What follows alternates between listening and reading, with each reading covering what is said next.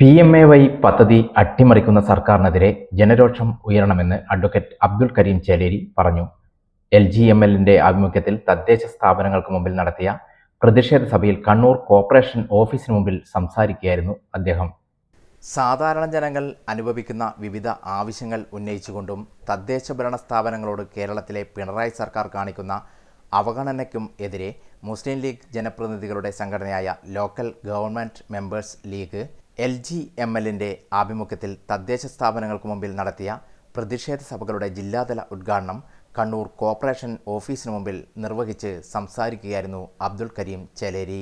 ഭവനരഹിതരായ രാജ്യത്തെ 4.95 കോടി ജനങ്ങൾക്ക് കിടപ്പാടം ഒരുക്കുവാൻ കേന്ദ്ര സർക്കാർ ആവിഷ്കരിച്ച PMAY പദ്ധതി പ്രകാരം പ്രത്യേക സർവേ നടത്തി ഗുണഭോക്താക്കളെ കണ്ടെത്തുന്നതിനുള്ള കേന്ദ്ര നിർദ്ദേശത്തിന് പകരം 2020 തയ്യാറാക്കിയ ലൈഫ് പദ്ധതിയിലെ ഗുണഭോക്താക്കളുടെ ലിസ്റ്റിൽ പാർപ്പിടം കിട്ടാത്തവരെ ഉൾപ്പെടുത്തി ലിസ്റ്റ് തയ്യാറാക്കാനാണ് കേരള സർക്കാർ ശ്രമിക്കുന്നതെന്നും അദ്ദേഹം ആരോപിച്ചു. LGML സംസ്ഥാന വൈസ് പ്രസിഡന്റ് ഷമീമ ടീച്ചർ അധ്യക്ഷത വഹിച്ചു. കണ്ണൂർ കോർപ്പറേഷൻ മേയർ മുസ്ലിം മഠത്തിൽ മുഖ്യപ്രഭാഷണം നടത്തി.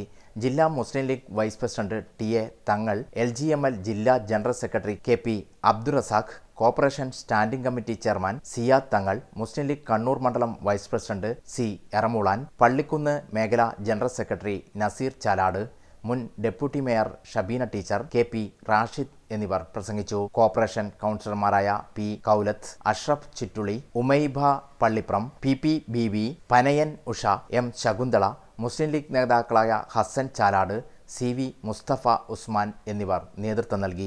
ഒരു പ്രത്യേകമായിട്ട് സർവേ നടത്തി അതിന്റെ ഗുണഭോക്താക്കളെ കണ്ടെത്താൻ വേണ്ടി സംസ്ഥാന ഗവൺമെന്റുകളോട് നിർദ്ദേശിക്കുകയും ചെയ്തിട്ടുണ്ട്.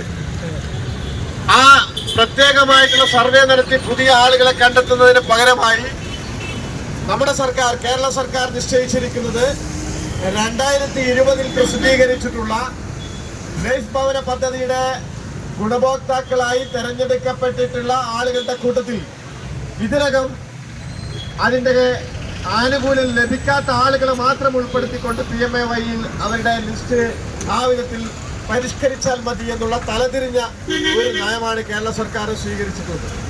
അതിന് ഫലമെന്താണ് എന്ന് ചോദിച്ചാൽ, ഞാൻ നേരത്തെ പറഞ്ഞതുപോലെ നേരത്തെ പഞ്ചായത്തിൻ്റെയും തദ്ദേശ ഭരണ സ്ഥാപനങ്ങളുടെയും മേലധികാരികളും കൗൺസിലർമാരും ഒക്കെ ഉൾപ്പെട്ടിട്ടുള്ള സമിതിയാണ് ഗുണഭോക്താക്കളെ നിശ്ചയിക്കുന്നത് എങ്കിൽ അതിനുള്ള മാനദണ്ഡം, അതിനുള്ള ഉത്തരവാദിത്വം മറ്റ് ചില ഉദ്യോഗസ്ഥന്മാരെ കേന്ദ്രീകരിച്ചുകൊണ്ടുള്ള ഒരു പദ്ധതി നടപ്പിലാക്കാൻ ശ്രമിക്കുന്നത് മൂലം വളരെ വലിയ ശതമാനം ആളുകൾ ഈ പദ്ധതിയിൽ നിന്ന് പുറത്തു നിൽക്കുകയാണ്.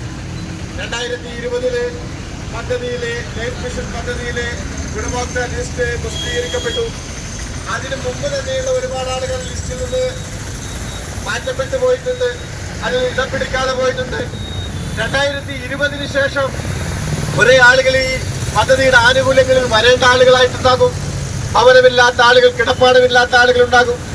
അവരെയൊക്കെ ഈ പദ്ധതിയിൽ ഉൾപ്പെടുത്താൻ ഈ ലൈഫ് മിഷൻ പദ്ധതിയുടെ ഭാഗമായിട്ട് പ്രസിദ്ധീകരിക്കപ്പെട്ടുള്ള ലിസ്റ്റിൽ നിന്ന് PMAYയുടെ ഗുണഭോക്താക്കളെ തെരഞ്ഞെടുക്കുക എന്നുള്ള മാനദണ്ഡം വരുമ്പോൾ അതിൽ നിന്ന് 2020 മുതൽ 25 വരെയുള്ള 5 കൊല്ലക്കാലത്ത് ഈ പദ്ധതിയുടെ